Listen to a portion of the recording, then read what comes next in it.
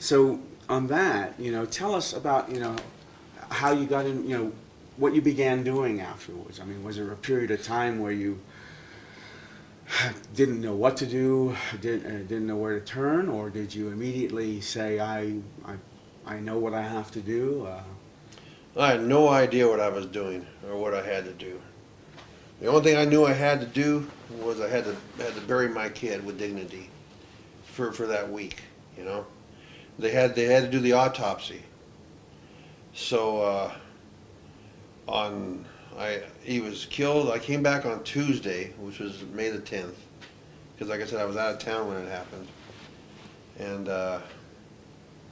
then Wednesday, I didn't know what to do, and people started to, my girlfriend Linda, I had only known her for, well, I guess about 6 months. We had met in August, and all of a sudden Alan's dead in May. So anyway, she drove me around, because I had to think, I had to set up everything. That's the hardest part. You got to do all this stuff within a week, you know. Yes.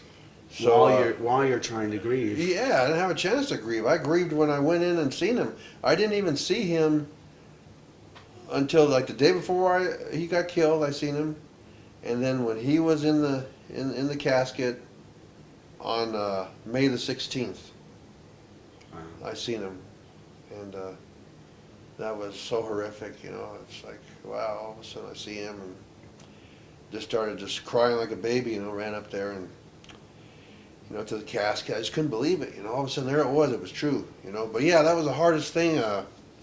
Is getting everything together, because all of a sudden you got to do business, and you got to grieve, and you got to take care of personal stuff, and one of the weirdest things that happened during that whole time was that, according to the Mexico state law,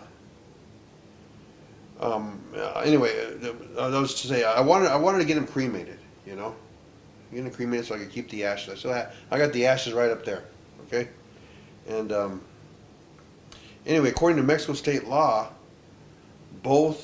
if both parents are living, they both have to approve for a cremation.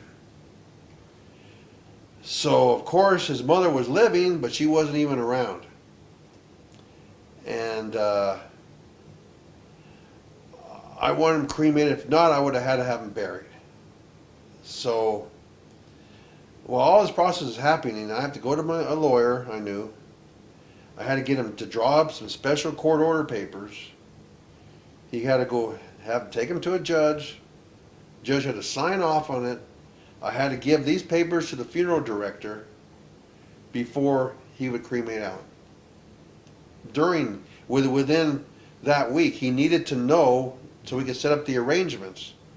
So I had to Alan's funeral was on Monday. He was killed the previous Tuesday. I started doing all this stuff on Wednesday. So from Wednesday to Friday, I had to have this stuff in order. Was he going to get cremated? Was he going to get buried? Was he going to have a casket? Was he going to have a burial plot? Was he going to have a procession? So in 3 days, I did all this.